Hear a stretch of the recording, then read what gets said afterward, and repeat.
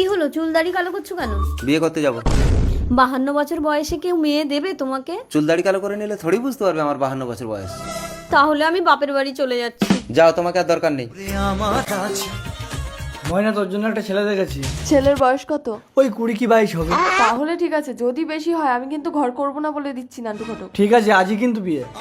কি গো, আমি কিন্তু সত্যি সত্যি চলে যাচ্ছি। আচ্ছা, একটা কথা তুমি কতবার বলবে বলো তো? যাও না। আমাকে আনতে গেলেও কিন্তু আসবো না। দরকার নেই, আমি আপনার আঙ্গুলটা কি সত্যি পচে যাবে আমার এই পবিত্র কোরআনকে? একটা লাইক, একটা কমেন্ট আর একটা শেয়ার করলে কমেন্টে বলেন আমি ব্যাগ দিয়ে আসবো ইনশাল্লাহ। নতুন বউ নিয়ে ঘর করব।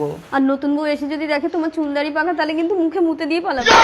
জানতেই দেবো না, আমি প্রতিদিন ভোরে ভোরে উঠে কালো করে নেবো। আর যদিও রাতে দেখে না। এই যাও তো যাও, সবসময় অমঙ্গলে কথা বলে। আর তোমার চুলদারি কালো করতে করতে লগ্ন তো পেরিয়ে গেল, তাড়াতাড়ি চলো। কেউ আমাকে দেখে বলবে আমার 52 বছর বয়স? ভালো করে কালো করেছো তো, আমি কিন্তু বলেছি বয়স 20 কি 22। আরে 12-13 বললে আরো ভালো হতো।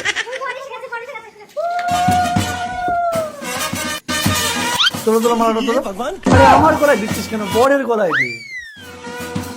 আজ থেকে তুমি আমার বউ, চলো হানিমুনে যাবো। চলো।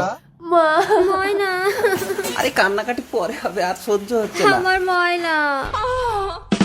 আরে পালাচ্ছে কেন? দাঁড়াও। হারামজাদা ঘটক, তুমি আমাকে বুড়ো ছেলে দেখে বিয়ে দিয়েছো? আরে বুড়ো না, চুলদারি তো সব কালো। চুলদারি কালো না? আরে কি হলো, পালালো তো। তোমাকে বললাম ভালো করে কালো করতে, তুমি শুধু উপরটা কালো করছো, নিচটাও তো করতে পারতে। আমার টাকা ফেরত দাও। আমি জানি না দাদা, টাকা ফেরত দিতে পারবো না। কি হয়েছে, মেয়ে যাবে না? বউ চলে গেছে তো আমি কি করব? আমি যাব না। আরে সে সব চুল কালো করা হয়নি, না হলে বউটা আমার যেত না।